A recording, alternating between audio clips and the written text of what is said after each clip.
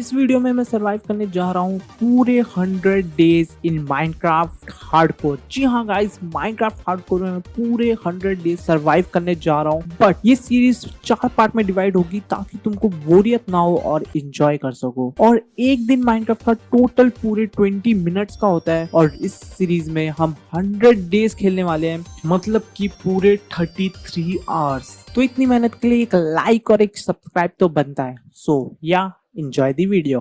Day 1, जिसमें मैं एक खुले मैदान में स्पॉन होता हूँ जहाँ हरियाली ही हरियाली थी। तो सबसे पहले मैंने वुड तोड़ा और उससे प्लैंक्स बनाए, फिर एक क्राफ्टिंग टेबल, फिर स्टिक्स, एक्स और शॉवल। फिर मैंने नीचे खोदना स्टार्ट किया ताकि मुझे स्टोन मिल पाए, बट मुझे याद आया मैंने पिकेक्स ही नहीं बनाई। उसके बाद मैंने एक पिकेक्स बनाई और फिर चल पड़ा खुदाई करने। बट मेरी किस्मत इतनी अच्छी थी कि मुझको मेरे पैर के नीचे ही आयरन मिल गया। मैं सबसे बड़ी गलती करने जा रहा था जो दुनिया का सबसे बड़ा नूब करता है। जी हाँ दोस्तों, वुडन पिकेक्स से आयरन तोड़ना।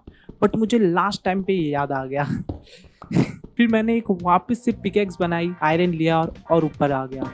बट मुझे नहीं पता था कि मेरी किस्मत इतनी अच्छी होने वाली थी कि मुझको एक रवीन मिल गई, वो भी आयरन से भरी हुई। बट नीचे मेरा जानी दुश्मन मेरा इंतजार कर रहा था, तो मैंने अपने लिए एक स्वॉर्ड बना ली और एक फर्नेस भी। बट फर्नेस को जलाने के लिए मुझको कोयला चाहिए था और वो मेरे पास बिल्कुल नहीं था। तो सबसे पहले मैंने कोयला माइन किया, फिर नीचे एक बड़ी छलांग लगाई जो मेरी जिंदगी की सबसे बड़ी गलती थी। क्यों, आगे पता चल जाएगा। फिर मैंने जल्दी से आयरन मैन पे लगा दिया और एक और फर्नेस को बनाकर उसमें खाना लगा दिया। तो बिना टाइम वेस्ट किए मैंने आयरन खोदना चालू कर दिया। तो रवीन के थोड़ा आगे बहुत अंधेरा था, तो मैंने अपनी जान की बाजी नहीं लगाकर पीछे आ गया और फिर मैंने फर्नेस से आयरन लिया और बाकी जो मैंने खोदा वो वापस डाल दिया। फिर मैंने एक पिकेक्स बनाई और बट उससे पहले कि मैं आयरन ले लूं, मुझे याद आया कि रात होने वाली है और जल्दी से मैंने एक बकेट बनाई, वाटर लिया और चल पड़ा ऊपर शीप की हत्या करने। बट ऊपर चलते चलते रात हो गई थी। फिर मैंने जल्दी से शीप को ढूंढा और उनकी हत्या की और एक बेड बनाया। पर मेरा जानी दुश्मन मेरे ऊपर आ गया। तो मैंने उसको मारने की कोशिश की, पर उसका तो नहीं पता मैं जरूर बनने वाला था। तो उससे बचने के लिए पता नहीं क्यों मैं रवीन में चला गया और उसका तो पता नहीं, बट उसका बच्चा मेरे पीछे आ गया और मैं जल्दी से अपने आप को ढकने की कोशिश कर रहा था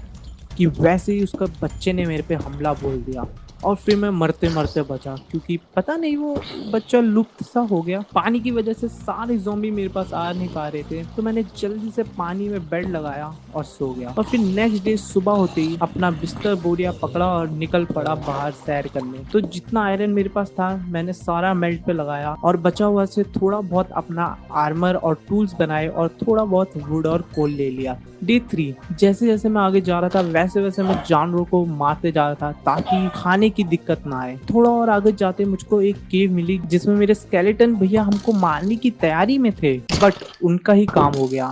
फिर मैंने बहुत सारा आयरन लिया और चल पड़े विलेज की खोज में। डे 4, बीच रास्ते में मैंने थोड़ा बहुत शुगर केन भी लिया ताकि आगे जाकर एक शुगर केन की दुकान खोल ताकि हम फार्मिंग कर पाए। बट मेरे दिमाग में पता नहीं क्या हुआ और मैं चल पड़ा डायमंड की खोज में। उससे पहले मैंने आयरन को स्मेल्टिंग के लिए लगा दिया और वेट किया।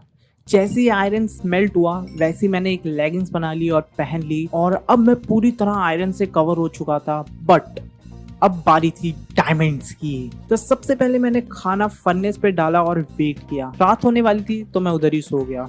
डे 5, मैं पूरी तरह से तैयार था डायमंड ढूंढने को। मैंने एक ट्रिक का इस्तेमाल किया, बट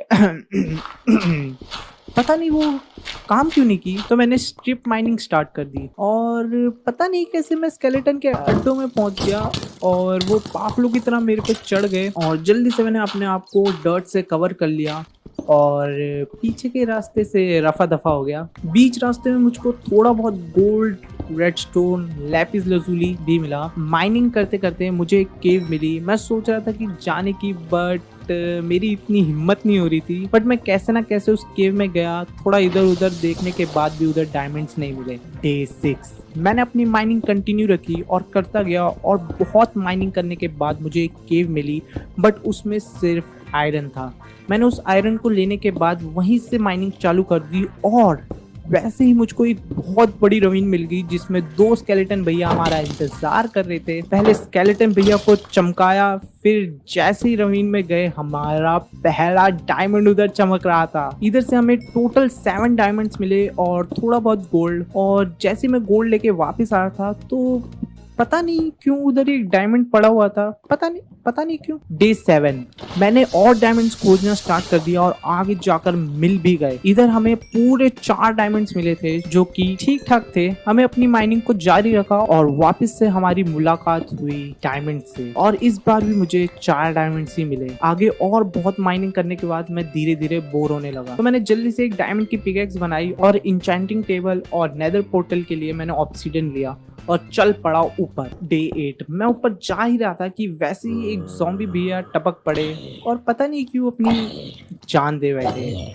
जैसे मैं ऊपर पहुंचा वैसे ही मैं विलेज की खोज पे निकल पड़ा। एक दिन बीत गया था पर विलेज नहीं मिल रहा था। डे 9 आखिरकार मुझे एक विलेज मिला, बट ये विलेज कुछ ज्यादा ही बड़ा था। तो मैंने अपना मन बना लिया था कि मैं यहाँ ही अपना घर बनाऊंगा। मैंने अपने सारा सामान एक चेस्ट में रख लिया और बाकी अपने घर बनाने की स्टार्ट कर दी। डे 10 को मैंने अपना सारा सामान लेने चल गया जो घर बनाने के लिए चाहिए था। डे 11 टू डे 14 तक मैंने अपने घर के आगे की सारी सफाई अच्छे से कर दी ताकि अपना घर पूरा सुंदरता से बने और आसपास कोई डर्ट वर्ट ना हो।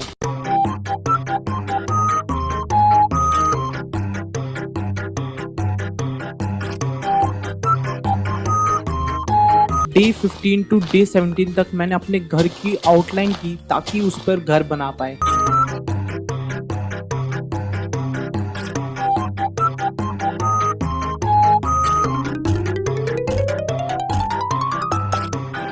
डे 17 टू डे 25 तक मैंने अपना पूरा घर बनाया उस आउटलाइन पे।